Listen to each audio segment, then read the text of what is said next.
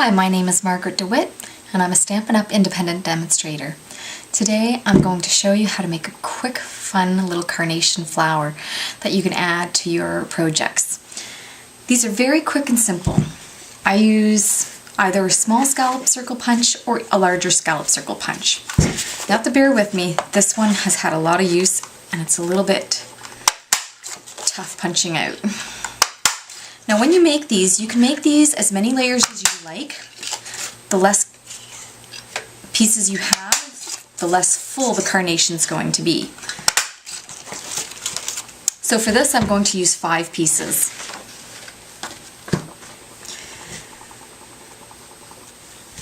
So I'm going to gather my 5 pieces together and I'm going to grab my mat pack and I'm going to get as close to center as I can.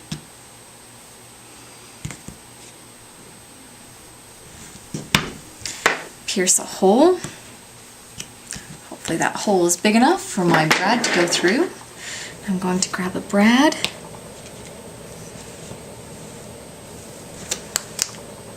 Pierce that through the paper. Now that hole isn't big enough. So I'm just going to pierce it again. Couple times. I could have used a hole punch, but I find using a piercer you can at least see more if you're over the top, over the center. Because I'm trying to go through 5 layers of cardstock all at once, it's a little bit tough on my brad. So I'm just going to try and do this layer by layer.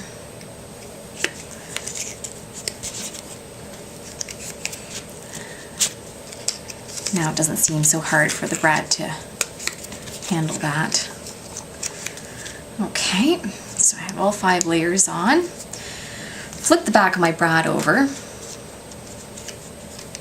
So there's all my 5 pieces together with the brad in the center.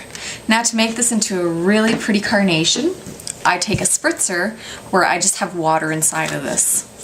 I'm just going to spritz that top layer, make it nice and moist. And I'm just going to gather it up and I'm just going to scrunch it up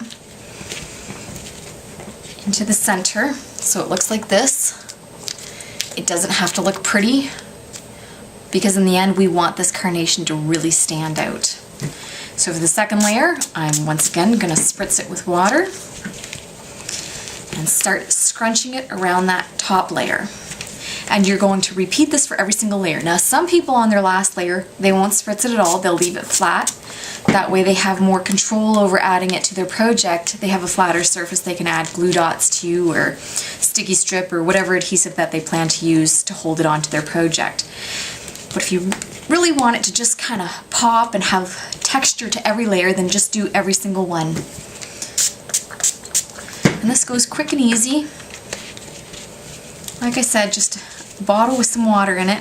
It softens up the cardstock. You can do this dry, but it's much easier to maneuver the cardstock when it's damp, and it also just gives it more texture too after it's dried up. It really has some beautiful texture to it.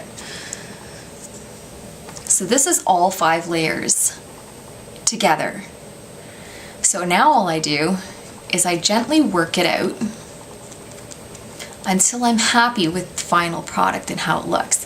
And because I have that beautiful brad in the center, I do want that to show. So I'm just gonna pull it out a bit. And of course the paper is very soft because it's wet. It almost has a velvety look to it, a felted look to it.